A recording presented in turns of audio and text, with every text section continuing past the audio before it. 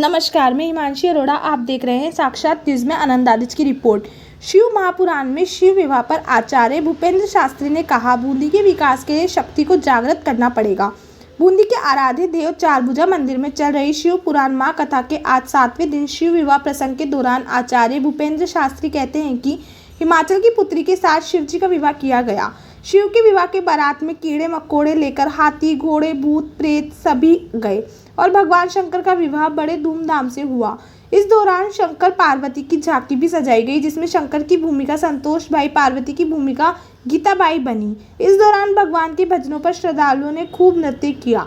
शास्त्री भूपेंद्र कहते हैं कि हम सबको माता का ऋणी रहना चाहिए। इंसान पिता का ऋण तो इसी जन्म में चुका देता है, मगर माता का ऋण किसी भी जन्म में नहीं चुका सकता। माता की जीवन भर सेवा करने से, माता को प्रश्न रखने से ही पुत्र का ऋण से मुक्ति मिल सकती है। शक्ति की जो भी सेवा करता है उसका हर काम भगवान संपन्न करते हैं। इसी पर आचार्य ने व्यास पीठ से बोलते हुए कहा कि बूंदी भी सती के श्राप से प्रताड़ित है। बूंदी के चारों तरफ शंकर भगवान के मंदिर है, मगर यहाँ शक्ति जागृत नहीं है।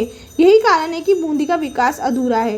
यहाँ का इंसान बूंदी के बाहर जाकर ही प्रगति कर सकता है। बाहर का व्यक्ति बूंदी में आकर प्रगति की ओर अग्रसर होता है। उन्होंने यह भी कहा कि कोटा को ही देख लो, कोटा की उत्पत्ति बूंदी से ही हुई थी, मगर कोटा आज महानगर में आता है, मगर बूंदी जहाँ की जहाँ ही है। इसलिए यहाँ पर भी सभी बूंदी वासियों को शक्ति की आराधना करनी चाहिए। जब तक बूंदी की शक्ति को जागृत नहीं किया जाएगा, तब तक बूंदी का असंभव है। इस दौरान कांतिबाई, अलका, चित्रा, चंदा, लीला, कृष्णा, मीना, साधना, गायत्री, रामकंवर, पुरुष वर्ग में वसंत, राजेश, रविंद्र, योगेंद्र, अनंत सहित कई महिला पुरुष उपस्थित रहे। तो आइए देखते हैं साक्षात न्यूज में आराध्य देव की चल रही शिव पुराण के आज के प्रसंग शिव विवाह को। और कैलाश की शोभा लक्ष्मी के बिना नहीं हो सकती, गृहस्थ की शोभा लक्ष्मी के बिना नहीं हो सकती। घर कितना भी बड़ा हो, पति सारे काम नहीं कर सकता, पत्नी पुत्री का ही काम करती है। प्रभु बड़ी दया है। देखो मेरे शंकर इतने दुबले कमजोर हो गए हो, इतना वैराग्य भी मत जगाओ प्रभु। अगर आप ही इतने वैरागी हो जाएंगे तो हम आपके भक्त कहाँ जाएंगे शंकर। हमसे गलतियां होगी, क्षमा आपको करना ही पड़ेगा। जो बीमारी लाद प्रसीदा प्रसीदा शंकर प्रसन्न हो जाओ। इतने में भोले ने कहा, बताओ ना नारायण मैं क्या कर सकता हूँ। इतने में भगवान नारायण बोले, बाबा शंकर हमारे लिए हमारी माँ ले आओ, बस इतनी सी बात। आप पिता हो ना, परम पिता हो आप, हमारे लिए जगदम्बा को ले आओ, हमारी भवानी को ले आओ, हमारी माँ को ले आओ, हमारी मातेश्वरी को ले आओ।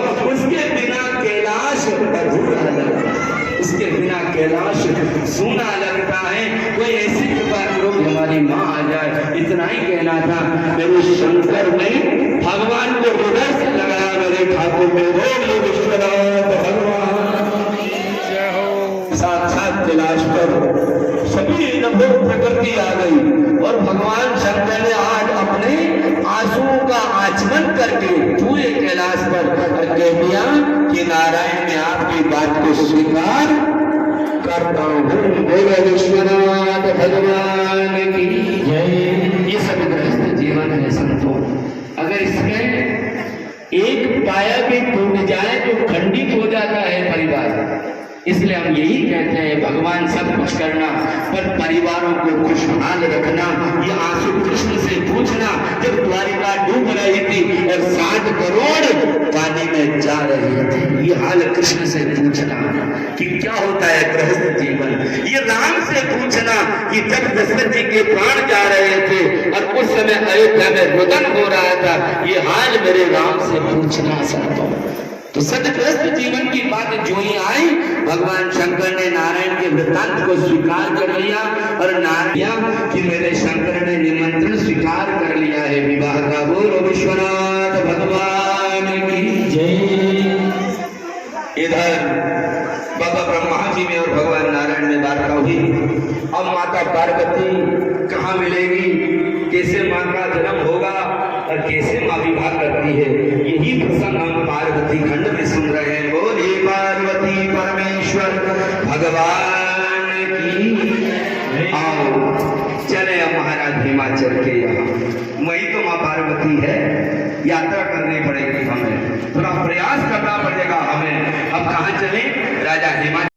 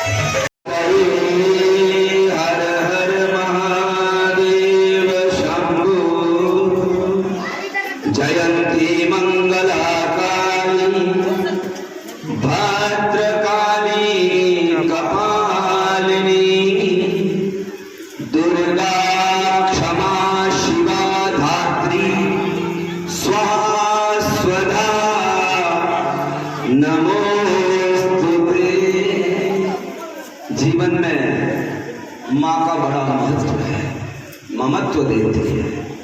अरे प्रकृति का शब्द है, न मैंने बनाया है न आपने बनाया है, ये तो मेरे शंकर ने साथ में गुरु मंत्र देकर के भेजा है। चाहे गैया का बछड़ा जन्म ले वो भी माई बोलता है, चाहे मक्खी का बच्चा जन्म ले वो भी मैं बोलता है, चाहे मधुमक्खी का बच्चा जन्म ले वो भी मैं बोलता है, और चाहे हाथी का बच्चा जन्म ले वो भी मैं बोलता है, और चाहे मनुष्य का बच्चा जन्म ले, चाहे बेटी जन्म ले वो भी माँ ही बोलती है।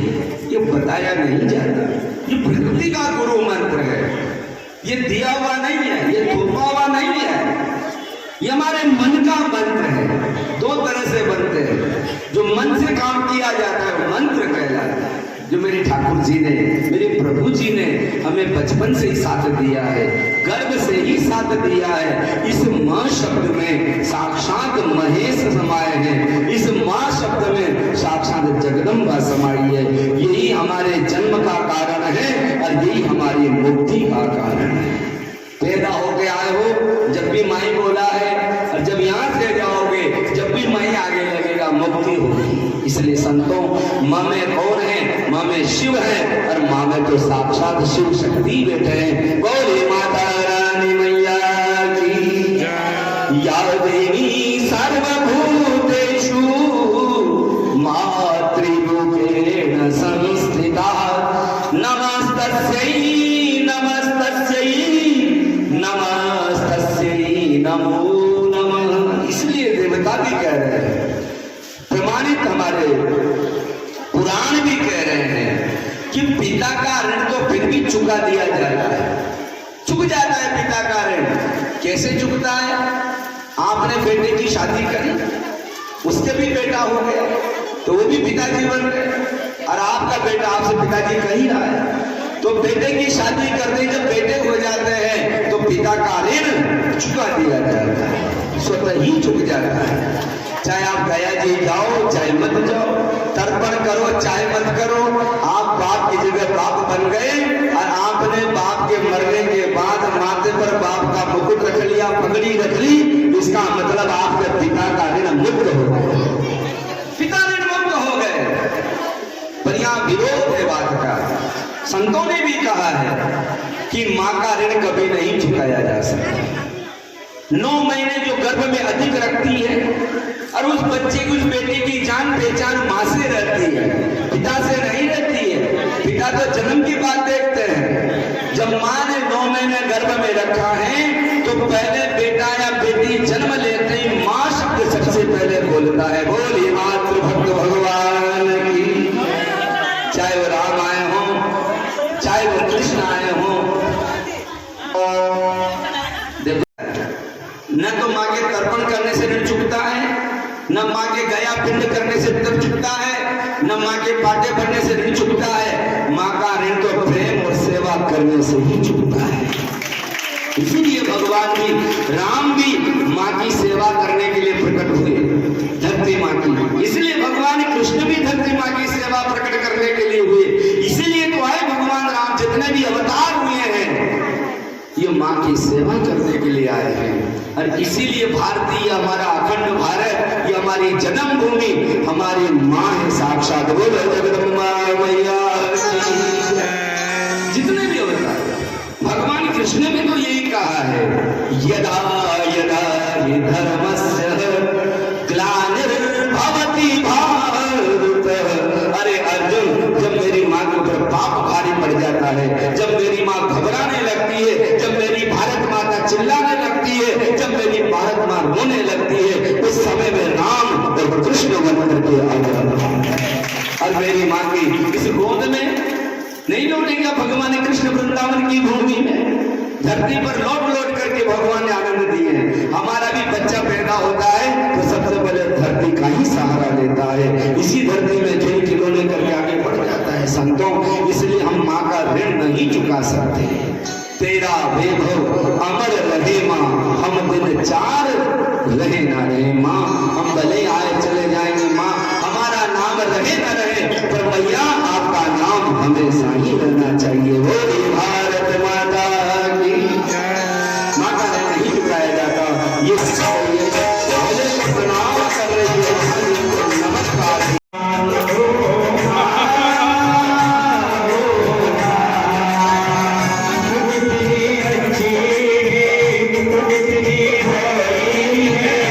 प्यारी प्यारी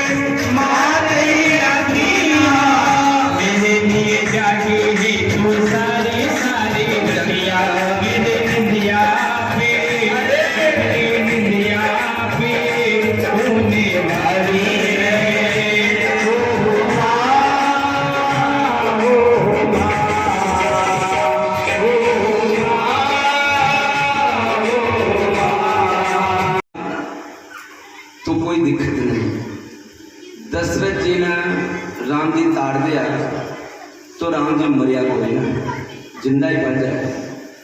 पर सत्य यही है कि दशरथ जी की बात मान करके राम जंगल नहीं गए, माँ कैकेयी की बात मान करके राम जंगल गए। सत्य है कि नहीं है पता?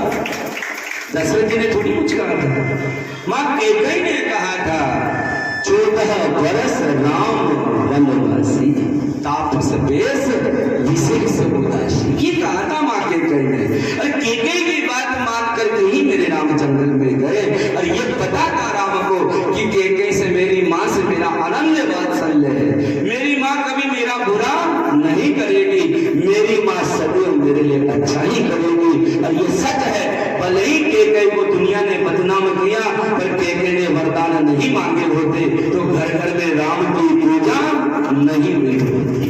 तभी तो राम को पूजा, रावण को मारा तभी तो माँ कभी बेटों के लिए बुरी नहीं होती है, माँ ही होती है। और माँ का ऋण कभी चुकाया नहीं जाता। इसलिए हिस्टोरिकल प्रदेशों में जाता हूँ, बड़े बड़े गढ़ किलों को देखता हूँ। आज भी चित्तौड़ का किला अमर खड़ा है, आज भी बड़े बड़े गढ़ किले खड़े हैं। पर इसी दुर्गा का श्राप है बूंदी को कि आज बूंदी का राजवंश सबको पता है, ये माँ का श्राप है। बूंदी का इतिहास बड़ा निराला है, इसलिए माँ को नहीं जताना, माँ का श्राप कभी नहीं है। और लोकल व्यक्ति बूंदी में कभी तरक्की नहीं करेगा, ये भी पक्की बात है।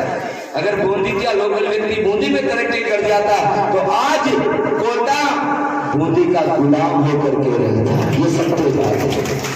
बूंदी ने कोटा को पैदा किया है, सब जानते हैं, पर बूंदी को श्राप है, इसलिए बूंदी रह गई और कोटा बाप बन गया।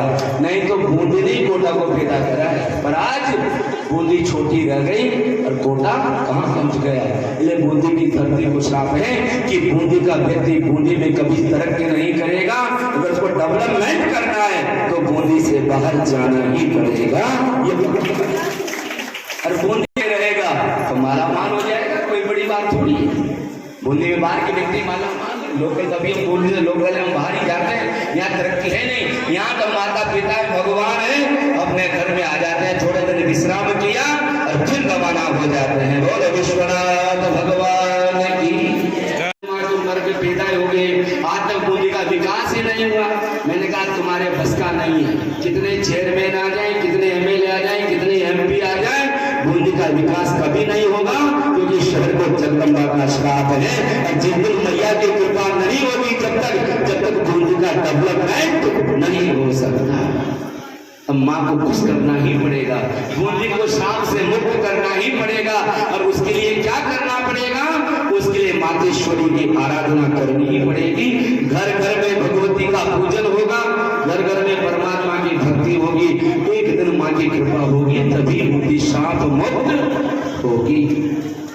कितने शिव का पूजन करने लगी, और क्या करने लगी? बचपन से ही शिवलिंग का पूजन करने लगी। शिवलिंग कौन है? ये निराकार है शंकर। आकाश देखोगे शिव है, धरती देखोगे जगदम्बा है, लेनाम धरती का है, गनाम शंकर का है, और बिंदु में हम सब बैठे हैं, इसलिए इसका नाम है लिंग। और ये शिवलिंग भगवान की, निराकार भगवान की। माँ धीरे धीरे भगवती, माँ दुर्गा, माँ पार्वती बड़ी होने लगी। आज महाराज हिमाचल मनी मन भगवान ब्रह्मा जी से बोले, ब्रह्मदेव वो समय आ गया है कि मेरे घर साक्षात शंकर आएंगे। मुझे भी पता है आपकी वाणी खाली नहीं जाएगी, नारद जी का वचन खाली नहीं जाएगा, अवश्य ही शिव आएंगे। पर शिव कब आएंगे? जब मैया विवाह करेगी, जगदम्बा विवाह करेगी, दुर्गा विवाह करेगी। महाराज ब्रह्मा जी में और भगवान महाराज हिमाचल में चर्चा हो रही थी, और मायूं बातों को बड़ी प्रेम से सुन रही थी। तो ब्रह्मा जी ने मन ही मन महाराज हिमाचल की परीक्षा लेने के लिए छोटी सी बात बोलने वाली कहा कि देखो हिमाचल पुत्र, बात इतनी सी, कन्या तो छोटी उम्र की है, हमारी बेटी तो भी 18 साल की हुई है, और जिनका नाम हम ले रहे हो वो तो जूने जोगी हैं, बड़े बूढ़े बाबा हैं। मन की बात टटोलने के लिए ब्रह्मा जी ने विषय रखा। तो कहाँ कैसे जोड़ी बनेगी, कैसे शादी होगी, कैसे विवाह होंगे? ये तो आयु का बहुत बड़ा डिफरेंस है। कहाँ 60-80 साल की उम्र है उनकी, और कहाँ 11 साल की बेटी है। इतने में ही भगवान महाराज हिमाचल की आंखों में आंसू आ गए। बोल हिमाचल महाराज की। कहने लगे भगवान बेटी मेरी साधारण नहीं, ये असाधारण बेटी बहुत बड़ी शक्ति है। और शिव भी साधारण नहीं है, वो स्वयं सत्यम शिवम सुंदरम है। सत्य कभी बूढ़ा नहीं होता है और सत्य कभी जवान नहीं होता है। सत्य तो शाश्वत ही होता है। सत्य की उम्र नहीं देखी जाती है, ऐसे ही शक्ति की भी उम्र नहीं देखी जाती। प्रभु शक्ति तो अनंत है और शक्ति को हम बुढ़ापे से या जवानी से नहीं तोड़ सकते। ये तो शिव और शक्ति का मिलन है, ये सत्य और शिव का मिलन है। प्रभु सत्य और शक्ति का मिलन है। बाबा ब्रह्मा का मन हृदय प्रसन्न हो गया, बहुत खुश हुए बाबा ब्रह्मा। अब तो माँ ने जो ही सुना तो माँ भी दौड़ी हुई आए और कहने लगी पिता से, ये पिता परमेश्वर बाबा ब्रह्मदेव, हे हिमाचल पिता श्री, मेरे विवाह के लिए आप परेशान मत हो। मैं आदि हूँ, अनादि हूँ, शक्ति हूँ और मेरा तो एक ही है आधार, उन्हीं का नाम शंकर है, जिनको बुढ़ापा स्पर्श नहीं करता है, जो अमर है, अविनाशी है, जो कभी मरते ही नहीं है। प्रभु उनकी क्या प्रमाण दूं मैं आपको, इसलिए मेरे विवाह को लेकर चिंता मत करो। आप क्या करें बताओ, आप उनका ध्यान करो, आप उनकी आराधना करो, आप उनको मन से स्वीकार करो। वो तो मन के देवता है, वो मन कामेश्वर है। इसलिए मेरा मन यही कह रहा है कि मेरा तो एक ही वर है जिनका नाम शंकर है। बोलिए शंकर भगवान की। मन की तरह मीरा ने भी तो यही कहा था। चींटी से हाथी तक के जितने भी जीव थे वो सब विवाह के लिए तैयार हुए भगवान शंकर की बारात के लिए। और राजा हिमाचल ने अपने नगरी को दुल्हन का सजाया है। बड़ी सुंदर नगरी सजी है, जैसे हमारा बूंदी उत्सव में बूंदी सजती है ना। अरे जोरदार दुल्हन की तरह बूंदी सजी, जोरदार दुल्हन की तरह हिमाचल की नगरी सजी और विवाह की तैयारी हुई। अब रुको,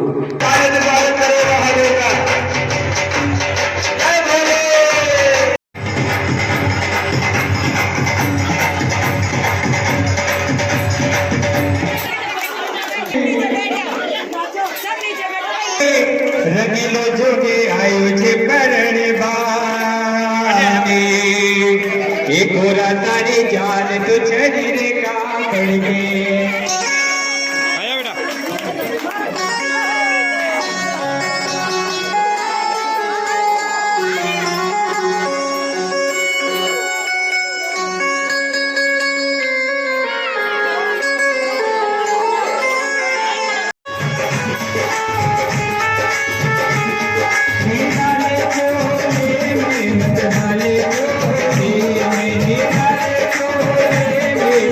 वाले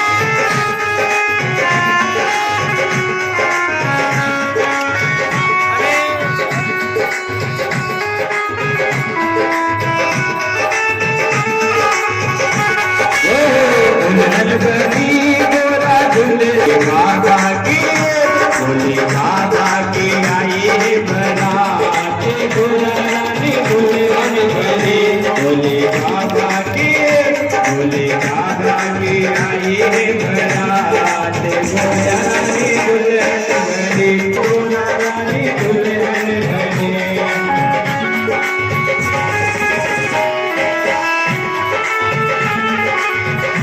भोले बाबा की, भोले बाबा की, भोले बाबा की आई है बरात, गोरा रानी दुल्हन बनी।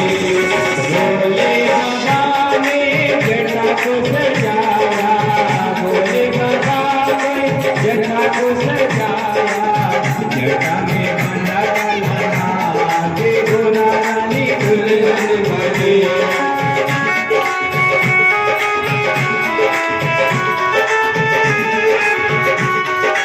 दुल्हन बनी गोरा दुल्हन बनी, दुल्हन बनी गोरा दुल्हन बनी। भोले बाबा की, भोले बाबा की आई बरात, गोरा रानी दुल्हन बनी।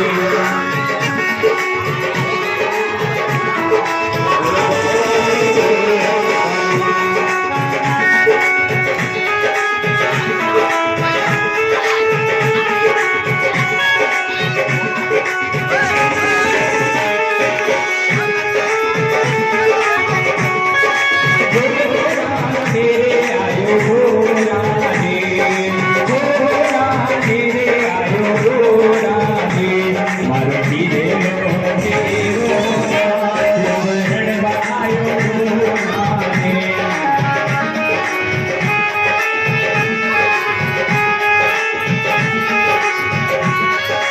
गोरा तेरे आयो गोरा रे, गोरा तेरे आयो गोरा रे, मारो पीरे लो तेरो माथे परण बायो गोरा रे।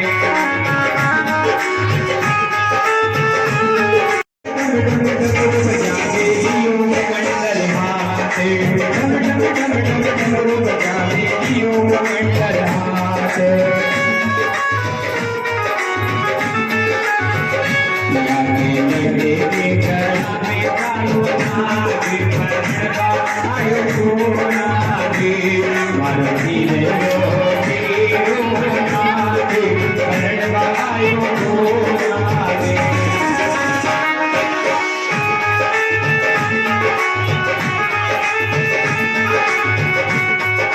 रावण नटवा धामे डालो शंकर घोड़ा हाथे, आरती चरणा में गावे हरिओम हरिलाल, मारो हीरो लो हीरो नाथे बरसायो गोरा। गोरा मेरे महादेव रे, गोरा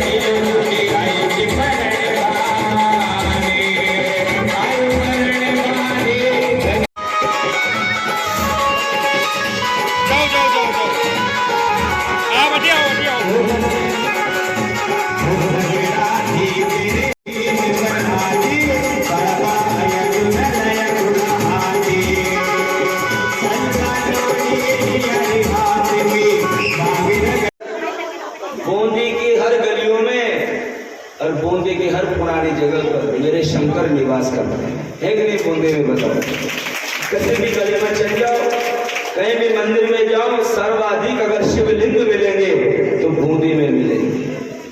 और बूंदी में जहाँ शंकर है तो वहां पर शक्ति भी निवास करती है। और आज शिव पार्वती का विवाह हुआ है। हमारी बूंदी हमारे लिए दुल्हन है, हमारी बूंदी हमारे लिए बेटी है, हमारी बूंदी हमारे लिए माँ है। हम सब बूंदी से माँ की तरफ प्रेम करते हैं और बूंदी से यही प्रार्थना करते हैं, माँ हैं, बूंदी की सच्चे मन से सेवा कर रहे हैं और बूंदी के अंदर हमारे पिता परमात्मा का ध्यान कर रहे हैं, तो बूंदी हमारी शाश्वत है। बूंदी का कोई कुछ नहीं बिगाड़ सकता, ये पक्की बात है। पर बूंदी के लिए हमें समर्पित होना पड़ेगा। किसके लिए होना पड़ेगा? बूंदी के। बूंदी कौन है? हमारी माँ। आज विवाह शिव पार्वती का कि जगदम्बा है, दुर्गा है। अब बूंदी को हम कितना सजाएंगे, बूंदी का हम कितना सम्मान करेंगे, ये कहने से नहीं होता, ये मन से होता है। और मैं तो यही कहता हूँ, इस समय बूंदी को सिर्फ एक ही चीज की आवश्यकता है। बूंदी में भक्ति बहुत है, कमी नहीं है बूंदी में भक्ति की, पर बूंदी में शक्ति नहीं हो पा रही है। हमारी बूंदी शक्ति से हीन होती जा रही है। क्यों होती जा रही है? क्योंकि हम लोग क्या कर रहे हैं, हाथ जोड़ने में तो विश्वास कर रहे हैं पर शक्ति को जागृत नहीं कर रहे। और जब तक शक्ति की जागृति नहीं करोगे तब तक बूंदी का विकास नहीं हो सकता। इसलिए जनता को शक्ति धारण करनी ही पड़ेगी और अधिकार के लिए बोलना ही पड़ेगा। और जितना बूंदी की जनता जागृत होकर के शक्ति को जगाएगी, उतना ही बूंदी का विकास होता ही चला जाएगा, चाहे वो चेयरमैन हो, चाहे नगर परिषद हो, चाहे एमएलए हो। इसलिए संतों, मेरा यही संदेश है बूंदी के लिए आज शिव पार्वती के विवाह में कि बूंदी की जनता भोली बनी रहे पर अधिकार के लिए सोते नहीं रहे। अपने अधिकार के लिए शक्ति को धारण करने की आवश्यकता है। और जितनी शक्ति धारण करोगी जगदम्बा की, उतनी बूंदी खिलती रहेगी, फूलती रहेगी, फलती रहेगी। ये वास्तव